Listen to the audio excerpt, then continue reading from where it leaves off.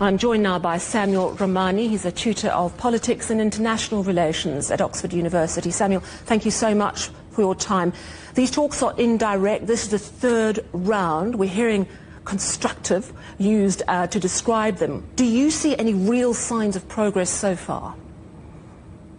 Well, I think that there is little word of exactly what's happened out of these talks. I mean, neither Arafchi nor Witkoff have released any statements about the Iranian or the U.S. positions. But there also isn't that much optimism. The Trump administration is making it very clear that if there was no agreement, there would be a potential military strike on Iranian nuclear facilities within 2 months, and there'd be an increase in American forces in the region. The Iranians offered an interim nuclear deal to the United States that the U.S. didn't seem to want to go along with. And there also seem to be drastically different interpretations about how much enrichment is acceptable. Steve Witkoff was widely criticized within the Republican Party for even allowing for 3.45%. Nikki Haley, for example, wants none. And whereas the Iranians want to have much more substantial enrichment and missile capabilities.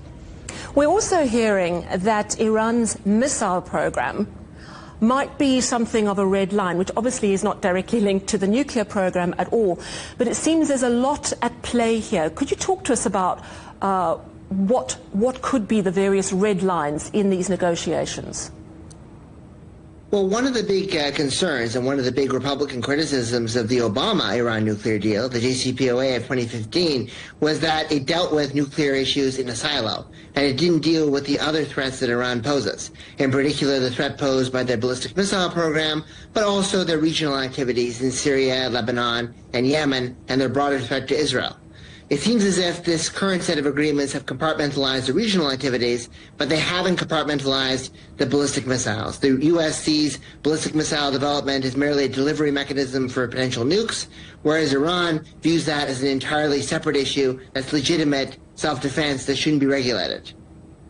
We know that what Iran wants is to get their sanctions lifted, which are frankly crippling the country. Are they in a stronger or weaker position than they were, say, in 2018? Well, I think that they're in some ways in a weaker position because the Israelis have been able to show that they can decimate a lot of their aligned militia groups that we've seen with the Hamas and Hezbollah.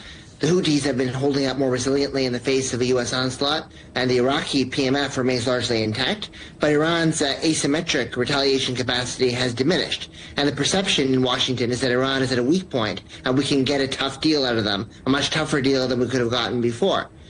But the Iranians still have staying power. I mean, they've been under these sanctions for decades now, and they've been able to source and develop stronger partnerships with Russia and China. The sanctions are not going to lead to internal instability or a change of government in Iran. So the Iranians have staying power, but they do want the sanctions to be lifted, and the Americans see them as weak. So that's why they're driving a harder and harder deal, and that's making it harder for the Iranians to accept any deal. Yeah, and of course the US is saying if we don't make a deal, then we're going to have a real problem and we will resort to war. How real do you think that threat is, given that we're not seeing a huge amount of progress at this point in the talks, and we know how long these talks have taken in the past? Well, given the fact that the Trump administration has a history of escalating in terms of threats with Iran and then ultimately dialing down in its responses, I think the Iranians are comfortable that they can kind of weather the storm. There was obviously a lot of concern when the Iranian-backed Houthi militias struck Aramco oil facilities in Saudi Arabia in 2019 that there was going to be an escalation. That didn't happen. When Soleimani died, it was an isolated event. In 2020, there wasn't a broader war. So I think the Iranians will think that Trump has a history of barking very loud when it comes to these threats and then ultimately not delivering on them.